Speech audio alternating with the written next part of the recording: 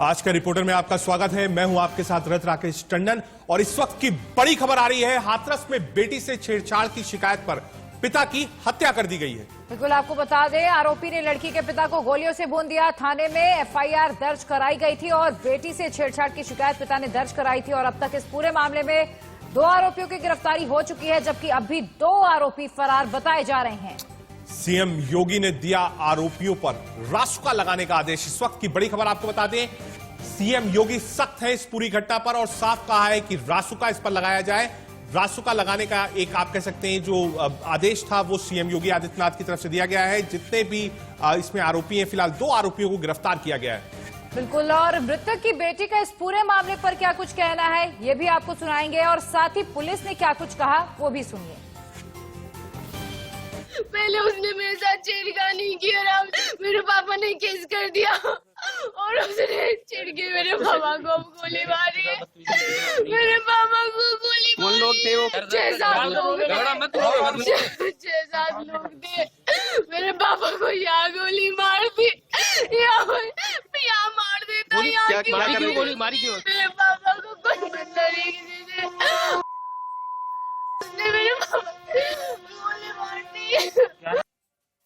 जो ये मुख्य आरोपी है गौरव शर्मा, उसकी पत्नी तथा उसकी मौसी गांव के ही एक छोटे से मंदिर में पूजा करने गए थे, जहां पर पहले से ही मृतक की दोनों बेटियां मौजूद थीं। इन महिलाओं के बीच में आपस में पुरानी रंजिश को लेकर कहासुनी और विवाद हुआ। उसके उपरांत एक तरफ से आरोपी गौरव शर्मा तथा दूसरी तरफ से मृतक मौके पर आ गए और फिर उनके बीच में हॉट टॉक हुई।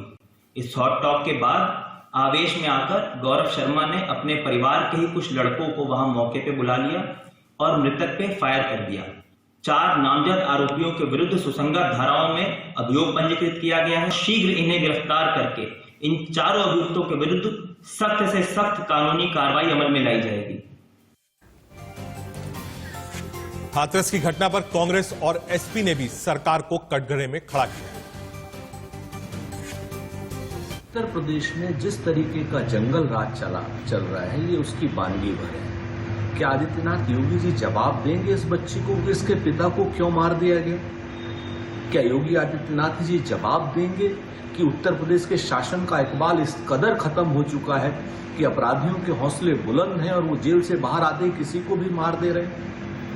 क्या बहन, बहू, बेटियां उत्तर प्रदेश में सुरक्षित है आदित्यनाथ जी? और अब आकर के आपके प्रवक्ता जवाब देने लगेंगे कि कानून अपना काम करेगा। इन बातों पर मनन कीजिए आदित्यनाथ जी, और अगर लगे कि मैं सही कह रहा हूं तो इस्तीफा दे दीजिए। सरकार अपराधियों को कंट्रोल करने में नाकाम हुई है। उत्तर प्रदेश में खाकी का रौब खत्म हुआ है और यहाँ पे पूरी तरह से जंगल राज चल रहा है। कोई भी कभी भी किसी को भी ठोकता, पीटता, मारता रहता है। सरकार का कोई डर नहीं है। सरकार नाम की कोई चीज यहाँ बची नहीं है। ऐसा लग रहा है कि सरकार है ही नहीं। उत्तर प्रदेश में जंगल राज चल रहा है और महिलाओं के मामले में तो हालत ये हो गई है कि उत्तर प्रदेश में महिलाओं के अत्याचार में आगे बढ़ता चला जा रहा है। इतनी तेजी से पैंगे बढ़ा रहा है, जैसे लगता है कि ऐसे महंगाई जैसे बढ़ रही है वैसे उत्तर प्रदेश के अंदर में महिलाओं पर अत्याचार बढ़ रहा है। ये उत्तर प्रदेश के लिए चिंता की बात हो गई है। जिला इस तरह की गतिविधियों का केंद्र बन गया है।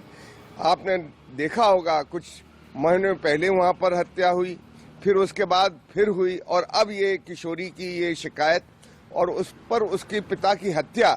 इससे पता चलता है कि उत्तर प्रदेश में जंगल राज और गुंडा राज बन गया है। वहां पर महिलाओं की, दलितों की, गरीबों की कोई सुरक्षा नहीं है। उत्तर प्रदेश की सरकार को इस समय तत्काल कार्रवाई करने की जरूरत है। और पीएन शर्मा हमारे सहयोगी हाथरस से और अधिक जानकारी के साथ जुड़ चुके हैं। पीएन, हमने देखा, अभी पुलिस की बाइट भी हमने सुनी, वो कह रहे हैं कि पुरानी रंजिश का भी मामला था और ये भी कहा जा रहा है कि 2018 में पहले ही आरोपी के खिलाफ छेड़छाड़ का शिकायत दर्ज कराई जा चुकी है। जेल भी जा चुका था 15 दिन के लिए और जब से वापस आया था पीड़िता के पिता से कह रहा था कि आप केस वापस ले लीजिए, नहीं तो आपको अंजाम भुगतना होगा। और इसके बाद ये घटना सामने आती है, तो क्या कहीं ना कहीं यहाँ पे पुलिस की ढिलाई भी दिखाई दे रही है? ये कारनामा होता ही नहीं, क्योंकि 2018 में लड़की के पिता ने लड़की को छेड़छाड़ का मामला दर्ज कराया था। उसके बाद से ही इसे डंके मिर्ची नहीं आई थी, दबंग था। और जो इसका इंक्लूड निकल के आता है कि सपा का नेता भी है वो, और अपने आप में बाहुबली है। अभी जो पुलिस अधीक्षक से हमारी बात हुई थी, हमारी बात आईजी मौर्या है मतलब इनसे बात हुई, ये कहना था कि जो रंजिश है वो जो 2018 मुकदमा दर्ज किया गया था उसके चलते पत्नी और उसके बीच में झगड़ा हुआ, तो उसने परिजनों को साथ बुलाकर उसने उसकी हत्या की है। लेकिन एक चीज का है कि जब दिन दहाड़े आलू खोदते हुए किसान को दिन दहाड़े गोली मार सकते हैं, तो ये कह सकते हैं कि निडर है, यानी पुलिस का खौफ बिल्कुल पूरी तरह से खत्म हो चुका है। और यही मामले लगातार होते रहे, हाथरस कोई पहला केस नहीं, बहुत सारे ऐसे मामले लगातार होते जा रहे हैं कि पुलिस एक नाकाम प्रयास कर रही है। बिल्कुल पीएन शर्मा, उत्तर प्रदेश में ये कोई पहली घटना नहीं है जब लड़की से छेड़छाड़ की गई और उसके बाद आरोपियों ने ही लड़की के परिजनों को यहाँ पर किसी तरीके की घटना को अंजाम दिया, उन्हें धमकाया। फिलहाल बहुत बहुत शुक्रिया इस तमाम जानकारी के लिए। लेकिन सबसे बड़ा ये सवाल कि आखिर अपराधी इतने बेखौफ क्यों हैं, आखिर पुलिस और प्रशासन का डर उन पर क्यों नहीं है। एक और खबर उत्तर प्रदेश से, यूपी से एक और बड़ी खबर आ रही है। यूपी के शाहजहांपुर से 3 नाबालिग छात्राएं लापता है। स्कूल से घर वापस नहीं लौटी छात्राएं। कक्षा 6, 8 और 9 की छात्राएं लापता हुई हैं। अनहोनी की आशंका के चलते दहशत में परिजन है।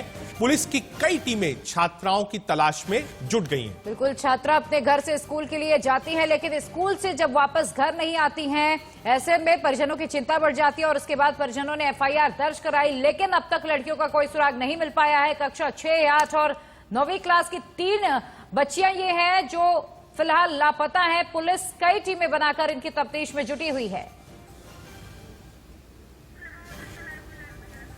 तो कक्षा 6, 8 और 9 तीनों क्लास की ये बच्चियां हैं जो फिलहाल गायब हैं। पुलिस की कई टीमें छात्राओं की तलाश में जुटी हुई हैं। परिजनों का कहना है कि हो सकता है कि कोई अनहोनी ना हो, जिसके चलते उनकी चिंता बढ़ी हुई है। यूपी के शाहजहांपुर से ये तीनों नाबालिग छात्राएं अचानक लापता हो गई हैं। घर से स्कूल के लिए जाती हैं, लेकिन स्कूल से अचानक वो गायब हो गई, स्कूल से घर वापस नहीं आती हैं। कक्षा 6, 8 और 9वीं क्लास की ये छात्राएं बताई जा रही हैं।